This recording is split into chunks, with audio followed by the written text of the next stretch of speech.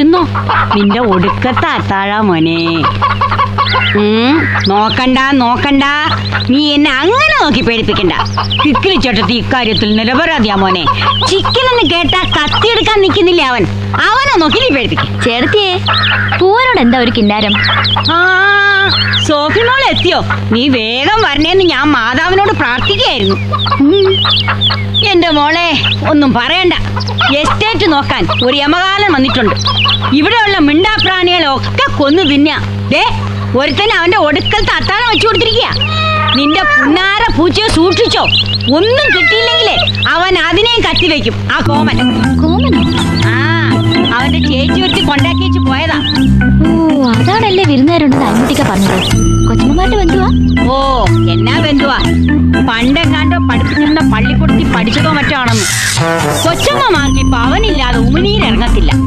വെളുത്തിരുന്ന മുടിയെല്ലാം കറുപ്പിച്ച് അവൻ ഈ കുടുംബം വെളുപ്പിക്കേ.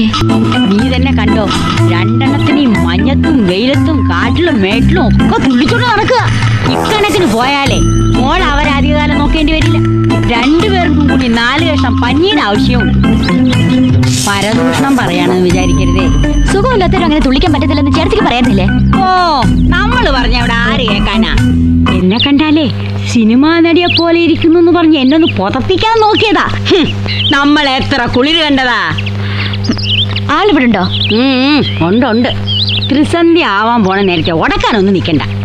ഞാൻ ഏഷ്യന് കൂട്ടിയതാന്ന് പറയും. കൊച്ചമ്മമാരെ അടുത്ത് തലയെ കെട്ടി വെച്ചിരിക്കല്ലേ. തഞ്ചത്തിൽ നിന്ന് പൂച്ചക്കുഞ്ഞിനെ എടുക്കുന്ന പോലെ ചെവി തൂക്കിയെടുത്ത് പുറത്ത് കളഞ്ഞാ മതി. ഇല്ലേലേ ചിലപ്പോ മോള് പുറത്താവും. എനിക്ക് അങ്ങനെ ആരുടെയും കാലും എഴുതി മുത്തുന്ന സ്വഭാവം ഇല്ലെന്ന് ചേർത്തിക്ക് അറിയാലോ. മര്യാദക്കാണെങ്കിൽ മര്യാദക്ക്, ഇല്ലെങ്കിൽ സോഫി ആരാണെന്ന് ആൾ അറിയും. മാതാവേ, വെളുക്കാൻ തേച്ചത് പാണ്ടാവോ?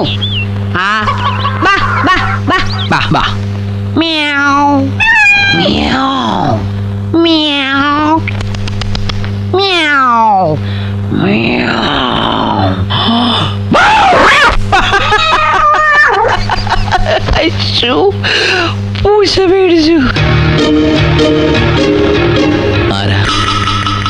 എന്നാടാ ഇവിടെ ഒരു ശബ്ദം? അയ്യോ, എന്റെ മോളെ, കർത്താവേ, നീ അവനെ അടിച്ചിട്ടോ? ഞാൻ